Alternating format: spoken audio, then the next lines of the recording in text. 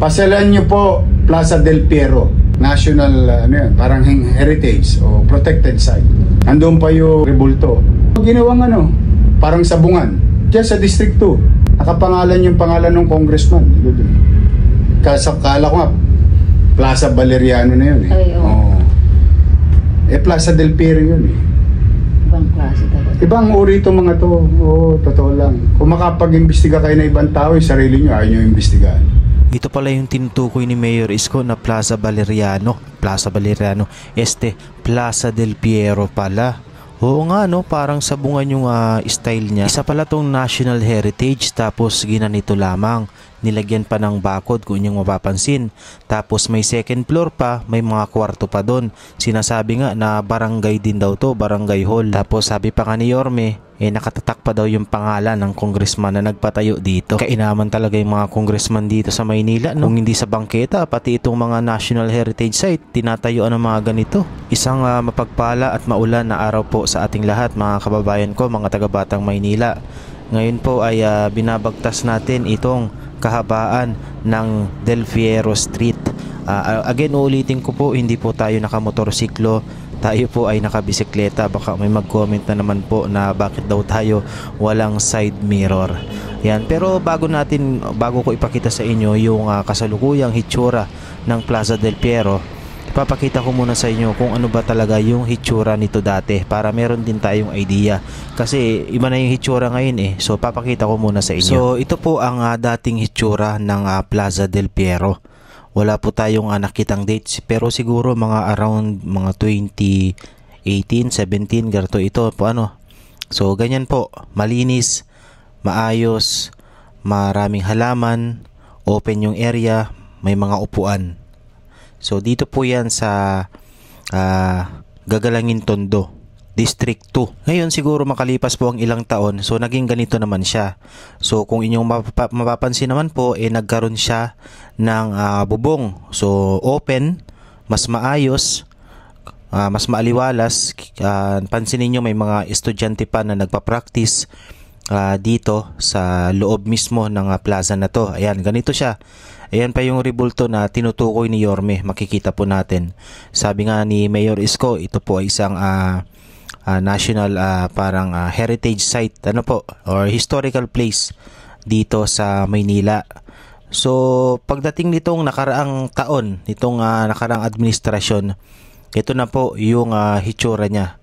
Dito makikita po ninyo may mga steel bars na at sinisimula na po yung construction. At ito pa mga taga-kababayan ko, mga taga-Batang Maynila, makikita natin dito yung ginastos dito sa mismong plaza na to. So makikita po natin itong tarpaulin dito na ito nga daw po ay construction of multipurpose building. Yan, sa yun po yung nakikita natin dyan this is where your taxes go, nakalagay pa rito. Ayan, so 4.8 million pesos. Yan, nakita nyo po no, 4.8 million pesos. At nag-start nga po to noong February 22, 2024 at ang target date of completion naman ay June 20, 2024. So nakaraan taon lang po to. At alam nyo naman kung sino yung congressman dyan at kung sino yung nakaupong mayor ng taon na yan. So ito, kaya si Mayor Isko talagang naiinis kasi nga isa itong heritage site, isa itong historical place ng Maynila. Tapos gaganituhin lang no. Papakita ko naman sa inyo no. Nagbike tayo para mapakita ko sa inyo yung hitsura niya ngayon. So mga kababayan ko, ito na po yung kasalukuyang hitsura niya ngayon. Sabi nga ni Yorme, parang sabungan. So makikita po ninyo na may second floor. At sinasabi nga na yung pinakang taas nga niya, yung second floor, ay isang barangay hall. Tapos kung inyong mapapansin, meron ding mga bakod sa paligid po no.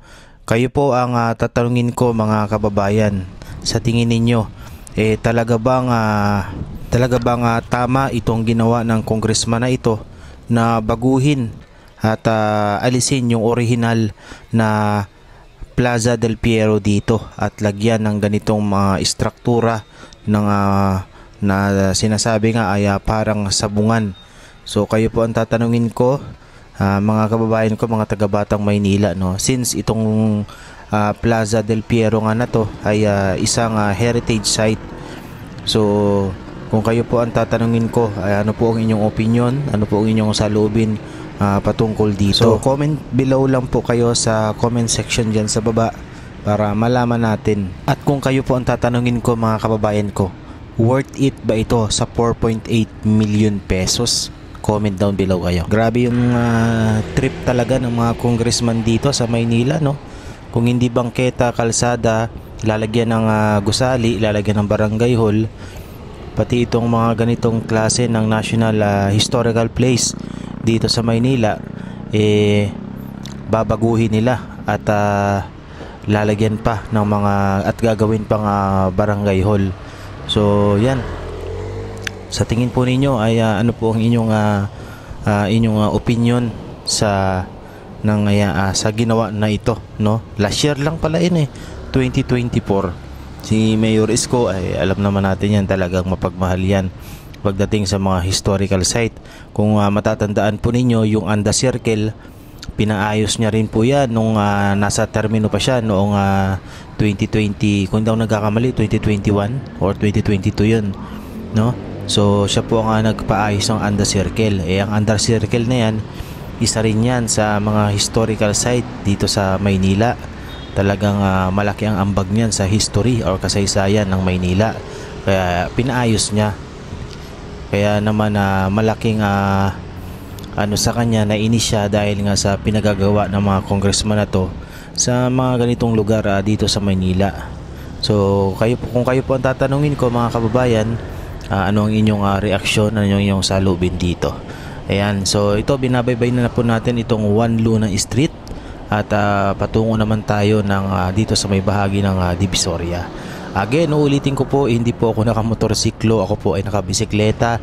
Baka po may mag-comment na naman na bakit daw ako walang side mirror.